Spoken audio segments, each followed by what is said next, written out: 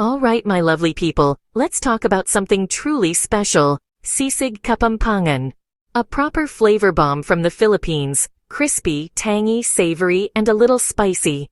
Born in Pampanga, often called the culinary capital, it's pure genius.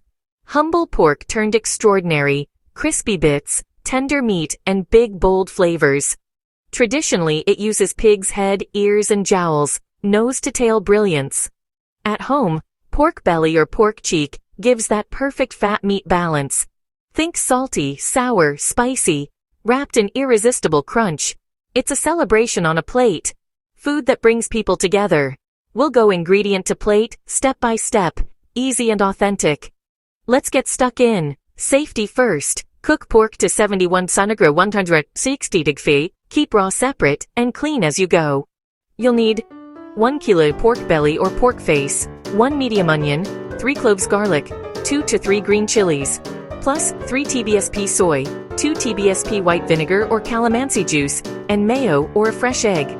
Finishers, salt, pepper, 2 TBSP oil, 1 TBSP butter, and a tiny pinch of sugar. Serve with lime or calamansi wedges and fluffy steamed rice. Set up your station. Mise en place makes the cook smooth and stress-free.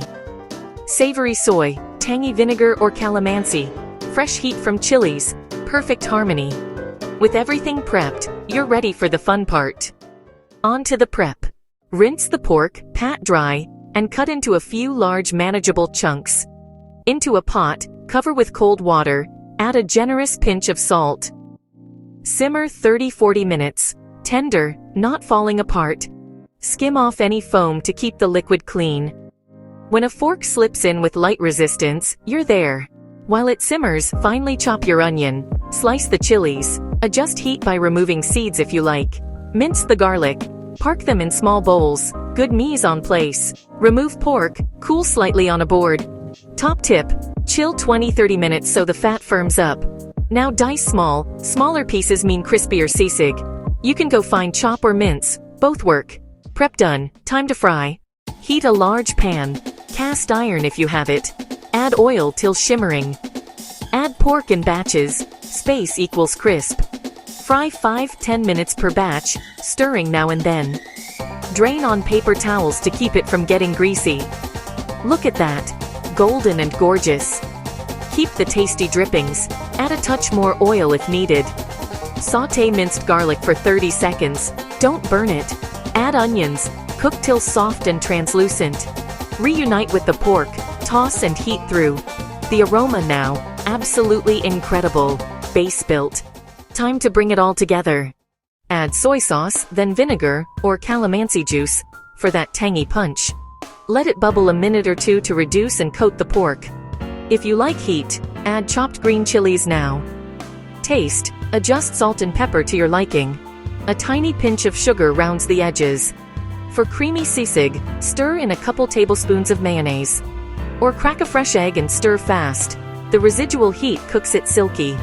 A knob of butter adds shine and richness. You want crispy, tender, and creamy. Lightly saucy, not wet. Heat off. Sisig perfection. Authentic Sisig Kapampangan, done. For theater, heat a sizzling plate till smoking. Pile the sisig on. Sizzle, steam, and smiles. No sizzling plate? Serve immediately on a warm plate. A bright squeeze of lime or calamansi is non-negotiable. Serve with fluffy steamed rice. Classic. Also brilliant as Pulutan with a cold beer.